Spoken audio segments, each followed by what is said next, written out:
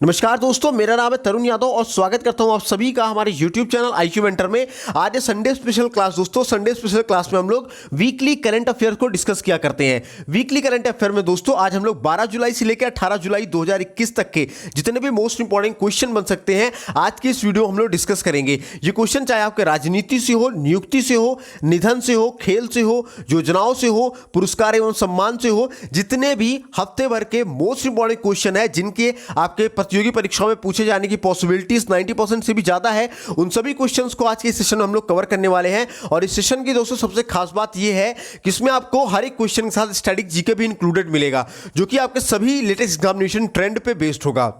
और आज का जो सेशन है दोस्तों, इसके कंटेंट को हम लोगों ने कुछ इस तरीके से सेट किया है, कुछ इस तरीके से क्वेश्चंस को हमने डिजाइन किया है जो आपके आगामी जितनी भी प्रतियोगी परीक्षाएं होनी है, चाहे आपकी यूपीएससी पीटी की परीक्षा हो, दरोगा भर्ती हो, शिक्षक भर्ती हो, एसएससी जीडी की भर्तियां हो, इन सभी में ये आज का सेशन काम आने वाला है। कम से कम 4 से 5 नंबर का क्वेश्चन अकेले इस सेशन से फंसने वाला है। तो इस सेशन को शुरू से लेकर एंड तक देखिएगा, सभी दोस्तों तक शेयर जरूर कर दीजिएगा ताकि जो अभी तक लाइव सेशन में नहीं जुड़ पाए हैं वो सब लाइव आकर के तुरंत जुड़ जाएं। साथ ही साथ वीडियो को एंड तक देखिएगा।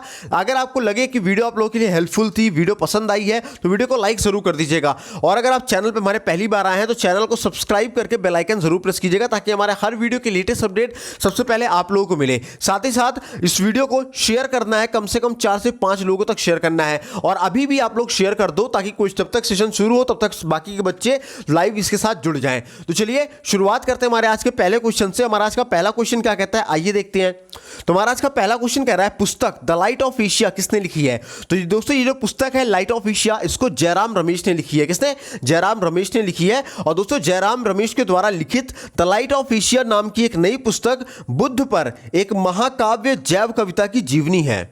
तो इसलिए इस क्वेश्चन का ऑप्शन नंबर क्या हो जाएगा? Option number A Jairam Ramesh सही जवाब हो जाएगा। ठीक है, अब आइए बढ़ते हैं नेक्स्ट क्वेश्चन तरफ। नेक्स्ट क्वेश्चन हमारा क्या कह रहा है कि दुनिया का सबसे ऊंचा रेत महल किस देश ने बनाया है? पहले तो बताऊं कि इस क्वेश्चन के लिए आप ट्रिपल स्टार बना लीजिए, बहुत ही इंपॉर्टेंट क्वेश्चन है, खासकर उन बच्चों के लिए जो सीजीएल देने जा रहे हैं या यूपीएसआई को कवर करने जा रहे हैं या एसएससी जीडी को कवर करने जा रहे हैं या फिर लेखपाल को कवर करेंगे। इन चारों वैकेंसीज को कवर करने वाले बच्चे इसको स्क्रीनशॉट ले लो।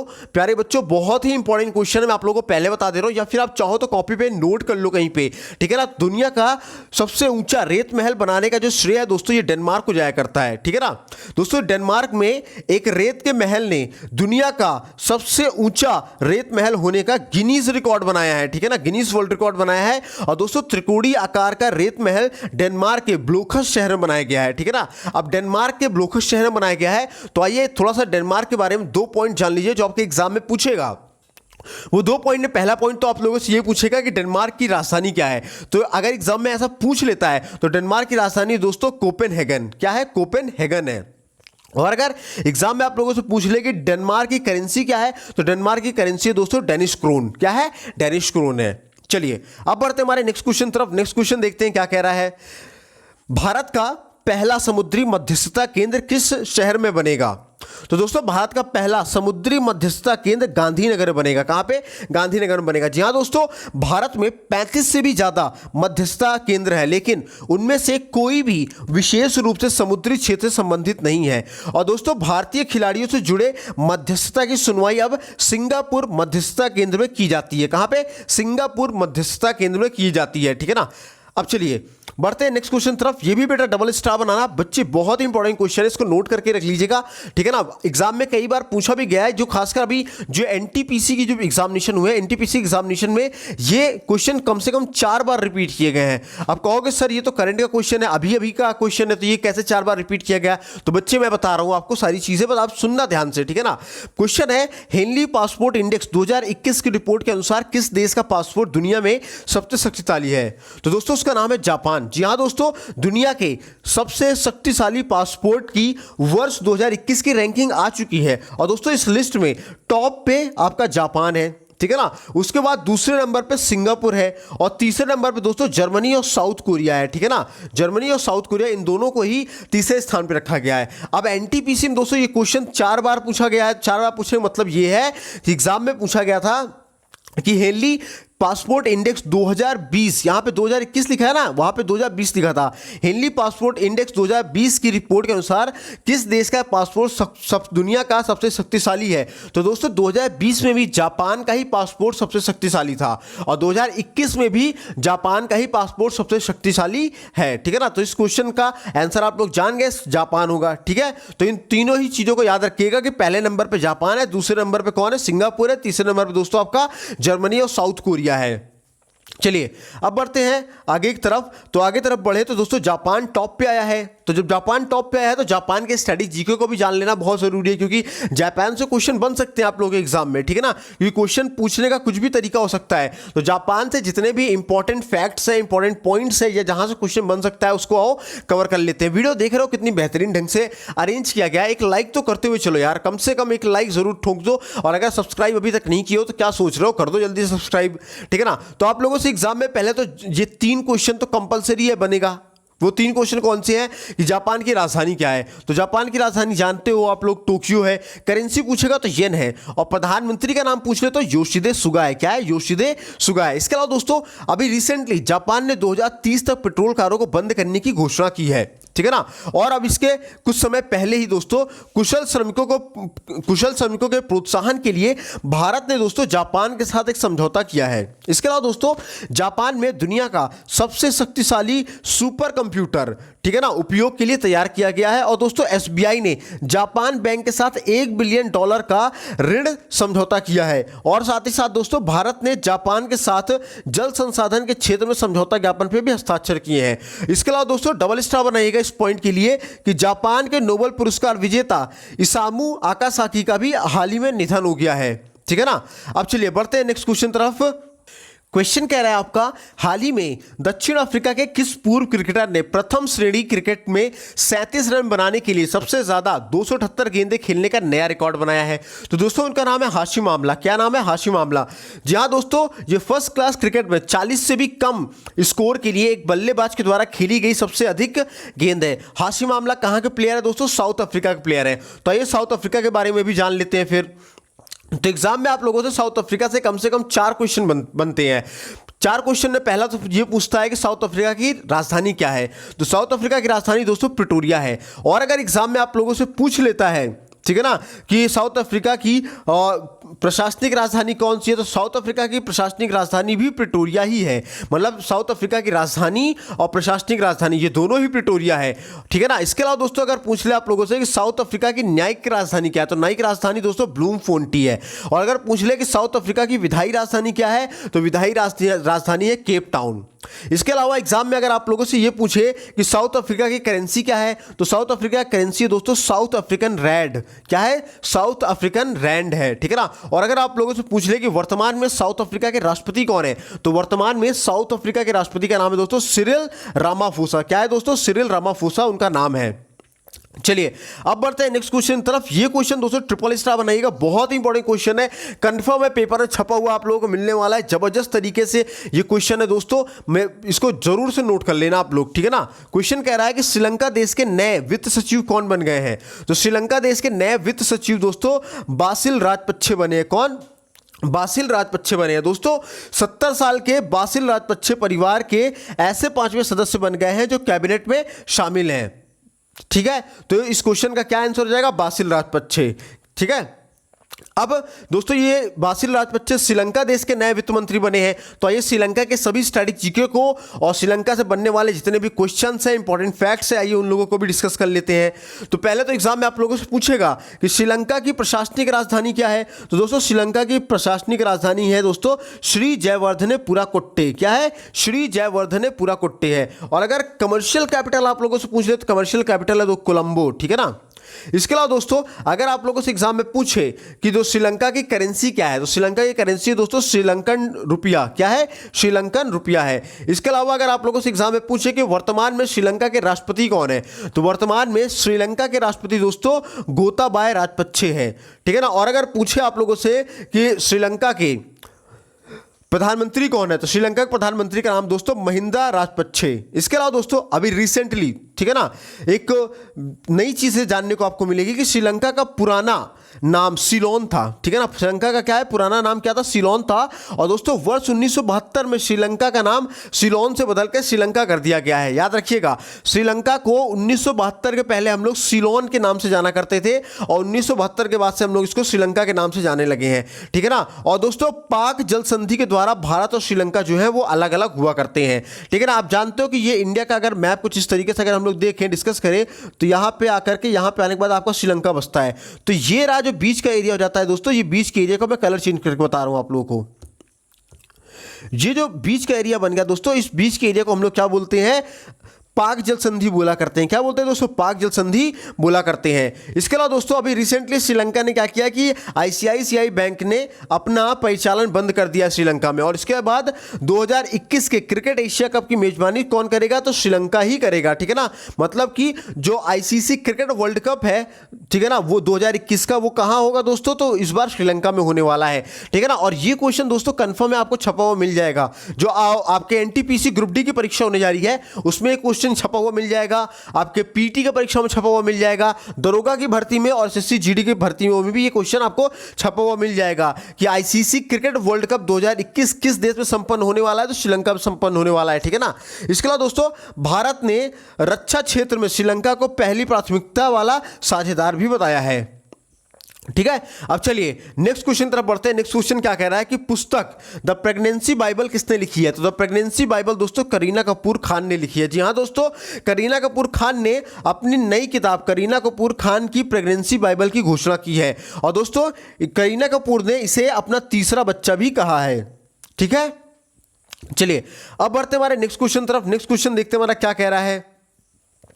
नेक्स्ट क्वेश्चन है राष्ट्रीय मत्स्य किसान दिवस कब मनाया गया है, तो राष्ट्रीय मत्स्य किसान दिवस दोस्तों 10 जुलाई को मनाया गया है। और दोस्तों ये दिन वैज्ञानिकों डॉक्टर KH अलीकुन्ही और डॉक्टर HL चौधरी की याद में प्रतिवर्ष मनाया जाता है, जिन्होंने दोस्तों 10 जुलाई 1957 को भारतीय प्रमुख क्रॉपों की प्रेरित प्रजनन तकनीक का आविष्कार किया था, ठीक है। तो एग्जाम में पूछेगा अगर राष्ट्रीय मत्स्य किसान दिवस कब मनाया जाता है, तो 10 जुलाई को मनाया जाता है। अब बढ़ते हैं नेक्स्ट क्वेश्चन तरफ। नेक्स्ट क्वेश्चन कह रहा है कि किस राज्य में जनसंख्या नियंत्रण कानून का ड्राफ्ट तैयार कर लिया गया है, तो दोस्तों उत्तर प्रदेश में, उत्तर प्रदेश राज्य में जनसंख्या नियंत्रण का ड्राफ्ट तैयार कर लिया गया है, ठीक है ना। और इस ड्राफ्ट के तहत दोस्तों उत्तर प्रदेश में 2 से ज़्यादा बच्चे हुए, अगर क्या 2 से ज़्यादा अगर बच्चे हुए आप लोगों के लिए, तो सरकारी नौकरी नहीं मिलेगी आप लोगों को, और आप लोग ग्राम प्रधान का चुनाव भी नहीं लड़ पाओगे, ठीक है ना। और इसके अलावा दोस्तों इस कानून को ना मानने पर प्रमोशन और टैक्स में इस कानून को अगर आप पालन करते हो, यानी कि आप 2 बच्चे आप रखते हो तो आपको प्रमोशन और टैक्स में छूट मिलेगी, और अगर आप 1 चाइल्ड रखते हो तो उसके लिए विशेष छूट मिलेगी, ठीक है ना।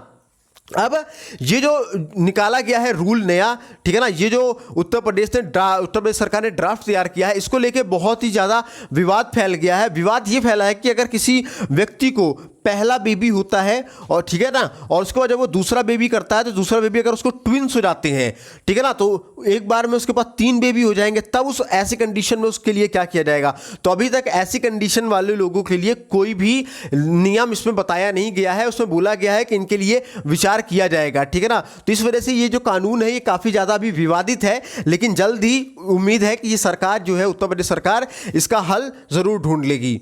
चलिए अब उत्तर प्रदेश सरकार ने ये ड्राफ्ट तैयार किया जनसंख्या नियंत्रण का, तो उत्तर प्रदेश के स्टैटिक जीके को भी जान लेते हैं। तो उत्तर प्रदेश की जो स्टैटिक जीके में सबसे पहले पूछा जाएगा कि इसकी राजधानी क्या है, तो राजधानी लखनऊ है। और अगर आप लोगों से पूछ ले कि उत्तर प्रदेश की राज्यपाल का नाम क्या है, तो आनंदीबेन पटेल है। अच्छा, एक मजेदार चीज़ आप ये भी जान लो कि अगर आप लोगों से एग्जाम में पूछ ले कि MP का, यानी कि मध्य प्रदेश का राज्यपाल कौन है, तो मध्य प्रदेश का राज्यपाल भी दोस्तों कौन है, आनंदीबेन पटेल है। कौन है दोस्तों, आनंदीबेन पटेल है मध्य प्रदेश की राज्यपाल। मतलब कि मध्य प्रदेश और उत्तर प्रदेश दोनों ही राज्यों का कार्यभार आनंदीबेन पटेल संभाल रही हैं। इसके अलावा दोस्तों उत्तर प्रदेश के मुख्यमंत्री का नाम पूछ ले, तो उत्तर प्रदेश के मुख्यमंत्री का नाम है योगी आदित्यनाथ। इसके अलावा अगर आप लोगों से एग्जाम में पूछे कि उत्तर प्रदेश की लोकसभा में कितनी सीटें हैं, तो 80 सीटें हैं, राज्यसभा में 31 सीटें हैं, विधानसभा में दोस्तों कुल 403 सीटें हैं। इसके अलावा दोस्तों उत्तर प्रदेश में दुधवा राष्ट्रीय उद्यान है, राष्ट्रीय चंबल अभ्यारण्य है, नवाबगंज पक्षी अभ्यारण्य है, और चंद्रप्रभा वन्यजीव अभ्यारण्य भी है। और इसके अलावा दोस्तों उत्तर प्रदेश में रासिन बांध और चिल्लीमल बांध का भी रिसेंटली उद्घाटन किया गया है। और इसके अलावा दोस्तों अभी हाल ही में उत्तर प्रदेश ने अर्जुन सहायक परियोजना भी शुरू की गई है, ठीक है ना, उत्तर प्रदेश के अंदर। और ये जो उत्तर प्रदेश का जो मैं स्पेशल बता रहा हूं, ये Uttar Pradesh UP special current affair है, जो कि आपके UP triple S C PT की परीक्षा जो आपका 20 अगस्त को होने जा रही है, उसके लिए बहुत ही ज्यादा इंपॉर्टेंट है, इसलिए ये पॉइंट्स को जरूर नोट करते हुए चलो, ठीक है ना। इसके अलावा दोस्तों उत्तर प्रदेश में कल काला नामक चावल महोत्सव भी आयोजित किया गया है। कौन सा? काला नामक चावल भी एक महोत्सव आयोजित किया गया है। इसके अलावा दोस्तों शहीद अशफाक उल्लाह खां पार्क का उद्घाटन गोरखपुर में किया गया है। और इसके अलावा दोस्तों उत्तर प्रदेश सरकार ने सस्ती किराए की आवास योजना शुरू करने की भी घोषणा की है। और इसके अलावा दोस्तों नवीकरणीय ऊर्जा मंत्री आर.के. सिंह ने वाराणसी में ग्राम उजाला योजना की भी शुरुआत की है। और दोस्तों उत्तर प्रदेश में केला महोत्सव आयोजित किया गया है। और इसके अलावा दोस्तों अभी रिसेंटली उत्तर प्रदेश ने देश की पहली नदी परियोजना केन बेतवा लिंक के लिए MOU हस्ताक्षर किए हैं। और इसके अलावा दोस्तों अभी रिसेंटली उत्तर प्रदेश ने गाजियाबाद नगर निगम को BSE में लिस्ट किया है। BSE का मतलब होता है बॉम्बे स्टॉक एक्सचेंज में इसको लिस्ट किया गया है। चलिए अब बढ़ते हैं हमारे नेक्स्ट क्वेश्चन तरफ। नेक्स्ट क्वेश्चन हमारा क्या कहता है, आइए देखते हैं। नेक्स्ट क्वेश्चन कह रहा है दुनिया का सबसे गहरा स्विमिंग पूल किस शहर में बनाया गया है? दुनिया का सबसे गहरा स्विमिंग पूल किस शहर में बनाया गया है? तो दोस्तों दुबई में बनाया गया है। कहां पे? दुबई में। जहां दोस्तों 60 मीटर के इस पुल में 6 ओलंपिक पुल जितना पानी है और इंडोर गेम्स के साथ साथ 80 सीटों वाले रेस्टोरेंट की भी सुविधा यहां पे उपलब्ध है।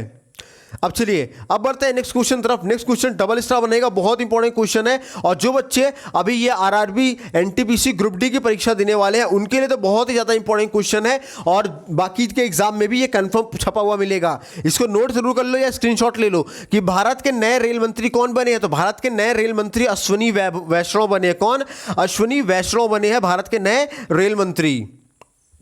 चलिए अब बढ़ते हैं नेक्स्ट क्वेश्चन तरफ। नेक्स्ट क्वेश्चन क्या कह रहा है देखते हैं।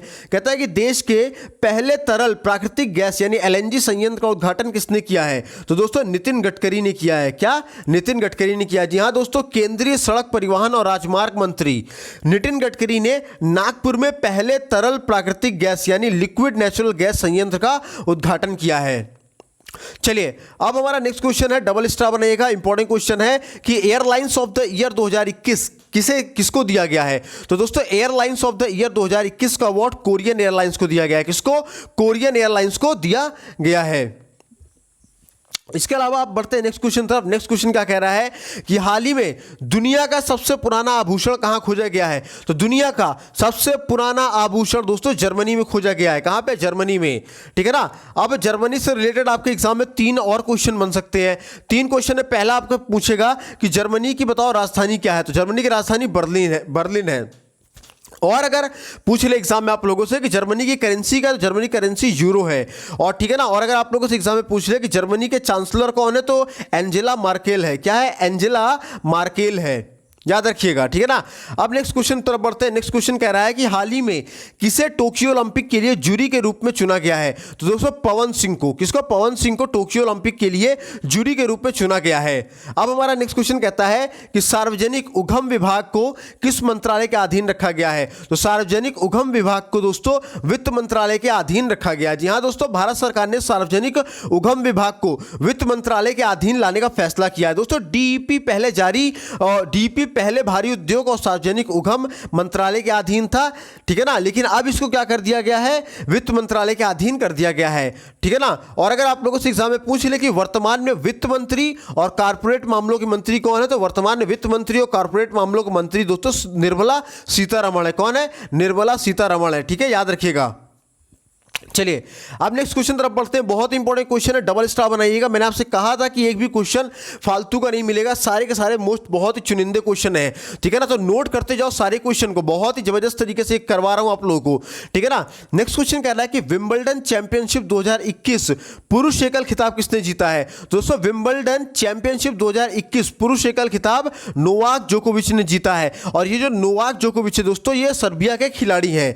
जी हाँ दोस्तों, नोवाक जोकोविच ने विंबलडन 2021 के फाइनल मुकाबले में इटली के युवा खिलाड़ी मेटियो बेरेटिनी को 6-7 4-7, 6-4, 6-4, 6-3 से हराकर इस खिताब को अपने नाम कर लिया है। और दोस्तों ये छठवां मौका था जब नोवाक जोकोविच ने विंबलडन मेंस सिंगल्स का खिताब जीता है। क्या? मेंस सिंगल्स का खिताब जीता है। ये इंपॉर्टेंट पॉइंट है, इसको याद रखिएगा, ठीक है ना। ये छठवीं बार नोवाक जोकोविच ने विंबलडन मेंस सिंगल्स का खिताब जीता है, याद रखिएगा। बहुत इंपॉर्टेंट क्वेश्चन है, छपा हुआ आपको मिलने वाला है क्वेश्चन। चलिए अब नेक्स्ट क्वेश्चन है कि विंबलडन चैंपियनशिप 2021 महिला एकल खिताब किसने जीता है? तो महिला एकल खिताब एश्ले बार्टी ने जीता है, ठीक है ना दोस्तों। एश्ले बार्टी ने फाइनल में चेक गणराज्य की कैरोलिना प्लिस्कोवा को, किसको? कैरोलिना प्लिस्कोवा को 6-3, 6-7 और 6-3 से हराकर पहली बार विंबलडन महिला एकल का खिताब इसने अपने नाम कर लिया है। चलिए अब बढ़ते हैं आगे की तरफ। तो नेक्स्ट क्वेश्चन हमारा कह रहा है कि हाल ही में विश्व जनसंख्या दिवस कब मनाया गया है? तो दोस्तों विश्व जनसंख्या दिवस 11 जुलाई को मनाया गया है। जी हाँ दोस्तों, प्रत्येक वर्ष 11 जुलाई को विश्व स्तर पर यह जनसंख्या दिवस मनाया जाता है। अच्छा, एग्जाम में अगर आप लोगों से पूछ ले कि विश्व जनसंख्या दिवस 2021 की थीम क्या थी, तो इसकी थीम है the impact of the covid pandemic on fertility. क्या है? The impact of the covid pandemic on fertility. यह विश्व जनसंख्या दिवस 2021 की थीम है। अब चलिए अब नेक्स्ट क्वेश्चन तरफ बढ़ते हैं। नेक्स्ट क्वेश्चन देखते हैं हमारा क्या कह रहा है। तो नेक्स्ट क्वेश्चन है तीसरी G20 वित्त मंत्रियों की बैठक में भारत से कौन शामिल हुआ है? तो दोस्तों तीसरी G20 वित्त मंत्रियों की बैठक में भारत की तरफ से निर्मला सीतारमण शामिल हुई है। जी हाँ दोस्तों, केंद्रीय वित्त और कारपोरेट मामलों की मंत्री निर्मला सीतारमण ने इतालवी प्रेसिडेंसी के तहत तीसरी G20 वित्त मंत्रियों और सेंट्रल बैंक गवर्नर्स की बैठक में इन्होंने भाग लिया है। चलिए अब नेक्स्ट क्वेश्चन है, बहुत इंपॉर्टेंट क्वेश्चन है, डबल स्टार बनाइएगा इस क्वेश्चन के लिए, बहुत इंपॉर्टेंट क्वेश्चन है बच्चों, इसको जरूर से इसको नोट कर लो। क्वेश्चन है कि किस देश ने कोपा अमेरिका 2021 का खिताब जीता है? कोपा अमेरिका 2021 का खिताब जीता है। तो दोस्तों अर्जेंटीना ने 2021 का कोपा अमेरिका खिताब जीता है। जी हाँ दोस्तों, अर्जेंटीना का नेतृत्व करने वाले लियोनेल मेसी ने नेमार के ब्राजील को 1-0 से हराकर रियो डी जेनेरियो के मैकराना स्टेडियम में आयोजित कोपा अमेरिका फाइनल मैच जीता है। दोस्तों इस जीत के साथ लियोनेल मेसी ने अपनी पहली बड़ी अंतरराष्ट्रीय ट्रॉफी हासिल कर ली है, ठीक है ना। अब दोस्तों अर्जेंटीना की बात करूं तो अर्जेंटीना से एग्जाम में आप लोगों के 3 क्वेश्चन बनेंगे, 3 क्वेश्चन। पहला क्वेश्चन बनेगा कि वह अर्जेंटीना की वो राजधानी क्या है, कैपिटल क्या है? तो ब्यूनस आयर्स है। और अगर आप लोगों से पूछ ले कि अर्जेंटीना की करेंसी क्या है, तो अर्जेंटीना करेंसी दोस्तों अर्जेंटीना पेसो। और अगर पूछ ले आप लोगों से एग्जाम में कि अर्जेंटीना के राष्ट्रपति का नाम क्या है, तो उनका नाम है दोस्तों अल्बर्टो फर्नांडिस। क्या है दोस्तों? अल्बर्टो फर्नांडिस नाम है, ठीक है। अब चलिए बढ़ते हैं नेक्स्ट क्वेश्चन तरफ। नेक्स्ट क्वेश्चन हमारा क्या कहता है, आइए देखते हैं कि इंग्लैंड को हराकर किसने यूरो कप 2020 से खिताब जीत लिया है? किसको? इंग्लैंड को हराकर किसने यूरो कप 2020 से खिताब जीत लिया है? ये क्वेश्चन बहुत ही ज्यादा इंपॉर्टेंट है आप लोगों के करंट के लिए, बहुत ही ज्यादा इंपॉर्टेंट है, इसलिए इसको भी नोट कर लो या स्क्रीनशॉट ले लो। तो दोस्तों इंग्लैंड, देखो इटली जो थी दोस्तों, इटली ने क्या किया? इंग्लैंड को हरा करके यूरो कप 2020 को अपने नाम पे कर लिया है। कौन? इटली ने। जी हाँ दोस्तों, यूरो कप 2020 में फाइनल मुकाबले में इटली ने इंग्लैंड को हरा दिया है। और दोस्तों इटली ने दूसरी बार यूरो कप का ये खिताब जीता है, ठीक है ना। अब इटली से 3 क्वेश्चन बनेंगे, वो भी जान लो आप लोग। पहला क्वेश्चन तो बनेगा इसकी कैपिटल क्या है इटली की? तो कैपिटल है रोम, ठीक है ना। करेंसी पूछ ले तो यूरो है, और राष्ट्रपति का नाम पूछ ले दोस्तों तो सर्जियो मार्टरेला है, सर्जियो मार्टरेला है, ठीक है ना। चलिए अब नेक्स्ट क्वेश्चन हमारा कहता है किस अभिनेता एवं लोकप्रिय हास्य कलाकार का 68 वर्ष की उम्र में निधन हो गया है? दोस्तों माधव मोघे का। जी हां दोस्तों, अभिनेता एवं लोकप्रिय हास्य कलाकार माधव मोघे का 68 वर्ष की आयु में निधन हो गया है। दोस्तों ये जो माधव मोघे थे, इन्होंने पार्टनर, दामिनी, घातक, मैंने प्यार क्यों किया जैसे तमाम बॉलीवुड फिल्मों में इन्होंने काम किया है, ठीक है। अब आइए बढ़ते हैं नेक्स्ट क्वेश्चन तरफ। नेक्स्ट क्वेश्चन क्या कह रहा है? नेक्स्ट क्वेश्चन है बांग्लादेश के किस क्रिकेटर ने टेस्ट फॉर्मेट से संन्यास लेने की घोषणा कर दी है? तो दोस्तों बांग्लादेश के महमूद उल्लाह ने, किसने? महमूद उल्लाह ने क्रिकेट के टेस्ट फॉर्मेट से संन्यास लेने की घोषणा कर दी है, ठीक है ना। जहां दोस्तों बांग्लादेश के ऑलराउंडर महमूद उल्लाह ने टेस्ट क्रिकेट से अचानक संन्यास लेने का यह फैसला किया है। अब दोस्तों ये जो क्रिकेटर है, ये जो प्लेयर है, ये बांग्लादेश के, तो बांग्लादेश के सभी इंपॉर्टेंट पॉइंट स्ट्रैटेजी को कवर कर लेते हैं क्योंकि हमारे पड़ोसी देशों में से एक है। और पीटी के जो एग्जाम देने जा रहे हैं दोस्तों, उन लोगों के लिए तो बहुत ही ज़्यादा इंपॉर्टेंट बन जाएगा फिर तो ये, ठीक है ना, क्योंकि क्वेश्चन इसमें से बनने हैं, ये तय है। कम से कम 2 क्वेश्चन तो पीटी में अकेले बन जाएगा, ये इस पॉइंट से, महज इतने से पॉइंट से, ठीक है ना। तो आइए 1 बाय 1 करके जानते हैं। तो पूछा गया एग्जाम में कि बांग्लादेश की राजधानी क्या है, तो बांग्लादेश की राजधानी है दोस्तों ढाका। और अगर पूछ ले कि बांग्लादेशी करेंसी क्या है, तो बांग्लादेशी करेंसी है टका। और सबसे इंपॉर्टेंट क्वेश्चन पूछा जाता है कि एग्जाम में कि बांग्लादेश की स्थापना कब हुई थी, तो बांग्लादेश की स्थापना दोस्तों 26 मार्च 1971 को हुई थी। कब? 26 मार्च 1971 को हुई थी। और वर्तमान में बांग्लादेश के प्रधानमंत्री शेख हसीना है, और राष्ट्रपति का नाम पूछ ले एग्जाम में तो अब्दुल हमीद है, ठीक है ना। इसके अलावा दोस्तों कई बार एग्जाम में पूछा गया है और पूछेगा कि बांग्लादेश की सीमा से लगे कौन कौन से भारतीय राज्य हैं, तो भारतीय राज्यों में दोस्तों असम है, मेघालय है, मिजोरम है, त्रिपुरा और वेस्ट बंगाल है, ठीक है ना।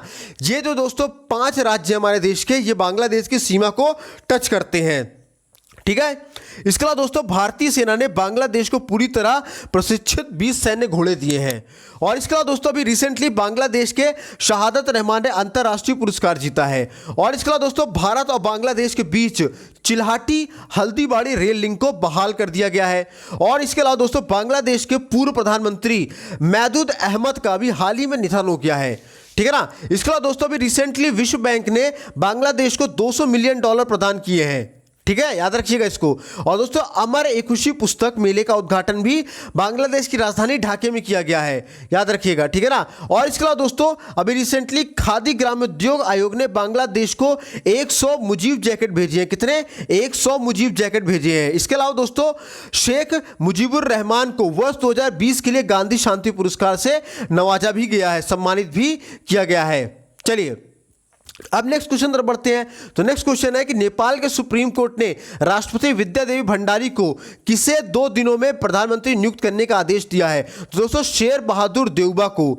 जी हाँ दोस्तों, नेपाल के अब नए प्रधानमंत्री कौन है? शेर बहादुर देउबा है। मैं आप लोगों को बता दूं अभी से, ठीक है ना, क्योंकि ये 3 दिन पहले क्वेश्चन कराया गया था, लेकिन वर्तमान में शपथ ले चुके हैं, ठीक है ना। नेपाल के सुप्रीम कोर्ट ने दोस्तों अंतरिम प्रधानमंत्री केपी शर्मा ओली को बड़ा झटका दिया, और सुप्रीम कोर्ट ने विपक्षी पार्टी नेपाली कांग्रेस के अध्यक्ष शेर बहादुर देउबा को 2 दिन के अंदर प्रधानमंत्री बनाने का आदेश दे दिया है, ठीक है। तो अब एग्जाम में पूछेगा नेपाल के वर्तमान में प्रधानमंत्री कौन है या फिर नेपाल के नए प्रधानमंत्री कौन है, तो उनका नाम है शेर बहादुर देउबा है, ठीक है ना। और पूछेगा कि नेपाल के पूर्व प्रधानमंत्री कौन थे, तो केपी शर्मा ओली थे। कौन? केपी शर्मा ओली थे।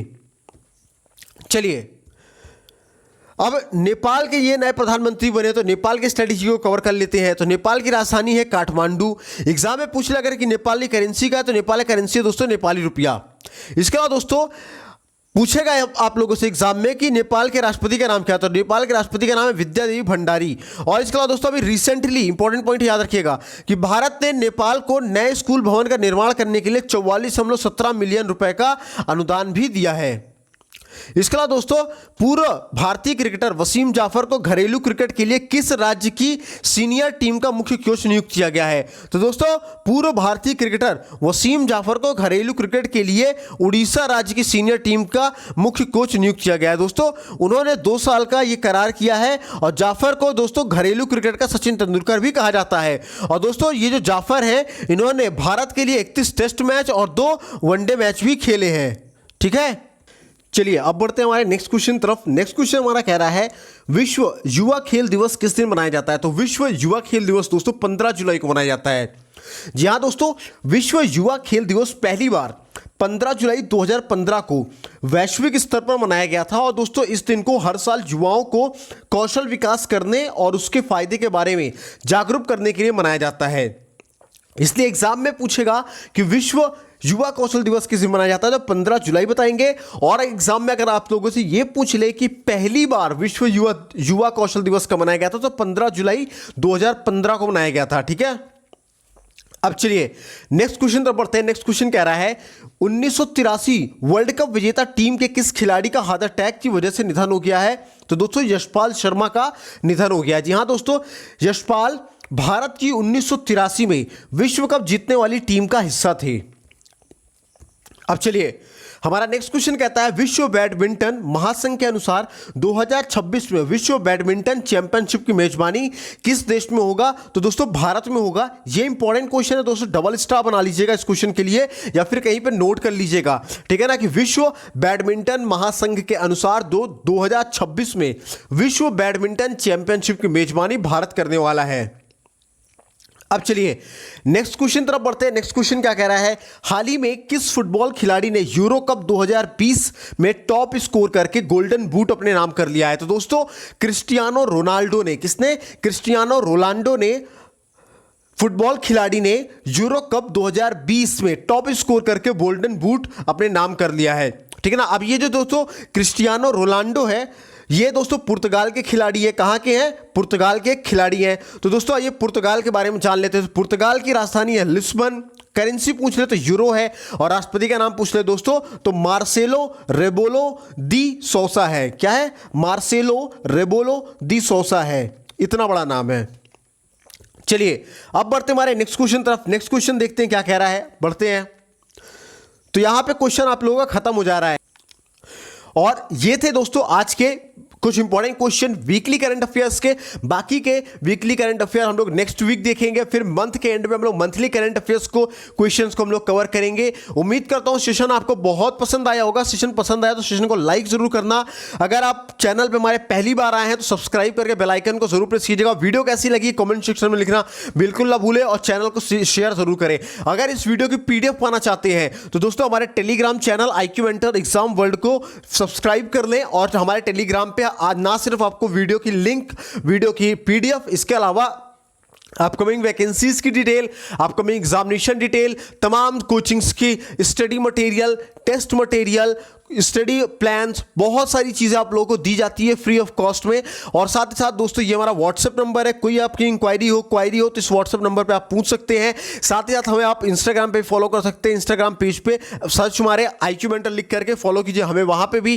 फेसबुक पेज को हमारे फॉलो कीजिए, IQ मेंटर एग्जाम वर्ल्ड लिख करके सर्च मारिए, वहाँ पर भी हमें फॉलो कीजिए। हर जगह आपको कुछ ना कुछ नया और बेहतरीन सीखने को मिलेगा जो आपके एग्जामिनेशन के पॉइंट ऑफ व्यू से बहुत ही ज़्यादा इंपॉर्टेंट होगा। तो चलिए मिलते हैं अगले सेशन में, तब तक ख्याल रखिए, स्वस्थ रहिए, मस्त रहिए। जय हिंद दोस्तों।